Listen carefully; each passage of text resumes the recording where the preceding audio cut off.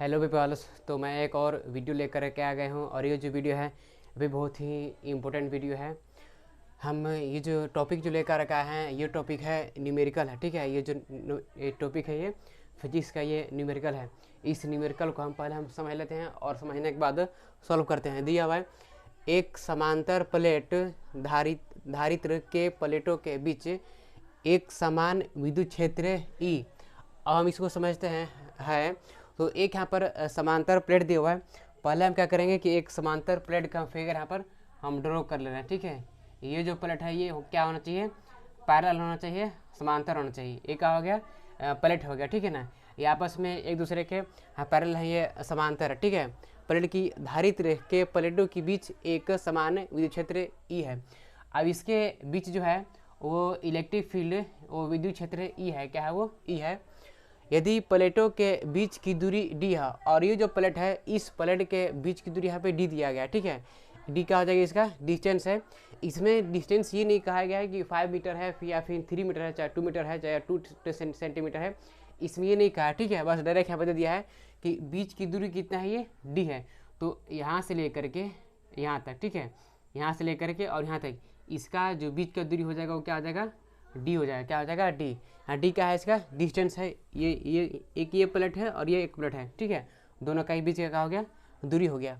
तथा प्रत्येक प्लेट का क्षेत्रफल ए है और ये जो प्लेट है, ठीक है, इसका जो एरिया है वो क्षेत्रफल है, वो कितना है, वो ए है। कितना है वो, ए। ठीक है, यहाँ पे ए जो दिया है वैसे क्या है, ये एरिया है। हो तो धारित्र में एकत्रित ऊर्जा है, यहाँ पर epsilon naught is equal to दिया है निर्वात विद्युतशीलता।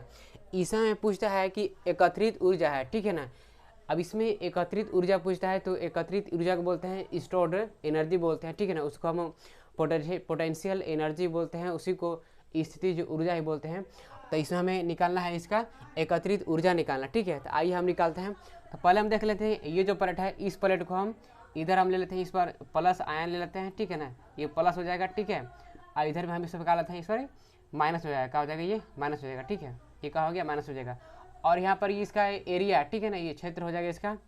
अब इसको आगे हम सॉल्यूशन करते हैं, लिखते हैं SOLN सॉल्यूशन।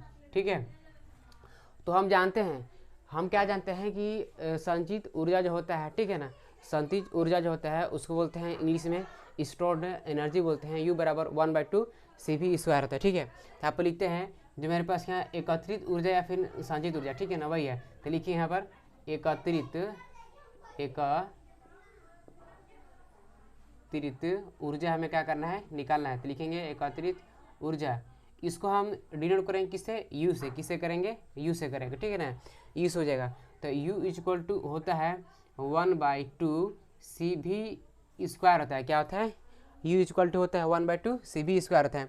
हमें इसी को निकालना है। ठीक है, तो हम जानते हैं, ठीक है ना, हम क्या जानते हैं कि C इक्वल टू क्या होता है, C इक्वल टू होता है, ठीक है, एप्सिलॉन नोट A/D होता है। क्या होता है, C इक्वल टू होता है एप्सिलॉन नोट A/ क्या होता है, D होता है।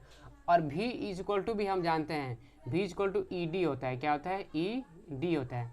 V इक्वल टू क्या होता है, ED होता है। ठीक है, अब क्या करेंगे, यहाँ पर C equal to epsilon naught A/D दिया हुआ है और V इक्वल टू ED दिया हुआ है।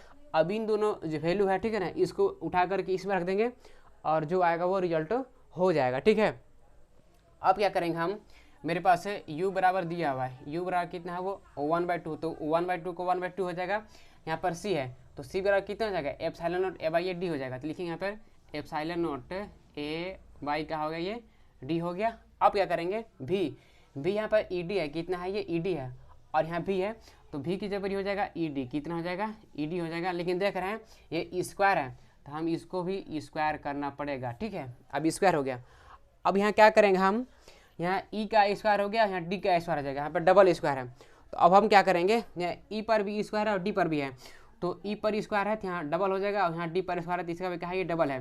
तो एक से ये क्या हो जाएगा, कैंसिल हो जाएगा। ठीक है ना, प्लस मान लीजिए ये जो D है, ये D और ये D का हो जाएगा, आपस में कैंसिल हो जाएगा। अब यहाँ क्या बचेगा, तो U बराबर बचेगा इसका 1/2 तो रहेगा। ठीक है, एप्सिलॉन नोट A भी ये रहेगा और A भी ये रहेगा। लेकिन यहाँ पर देख रहे हैं ये D से D कैंसिल हो जाएगा और यहाँ एक यहाँ D रहेगा। अब ये डबल D है, एक यहाँ D रहेगा, तो ई स्क्वायर हो जाएगा यहाँ पे डी हो जाएगा, क्या हो जाएगा ई स्क्वायर हो जाएगा डी हो जाएगा, ई स्क्वायर डी। ठीक है, अब मेरा ये लास्ट रिजल्ट आ गया। अब देखते हैं हम ऑप्शन में मैच करते हैं कि मेरा ऑप्शन कौन सा राइट है। यहाँ पर ऑप्शन में दिया हुआ है, तो फर्स्ट यहाँ ऑप्शन है, सेकंड है, थर्ड है और फोर्थ है।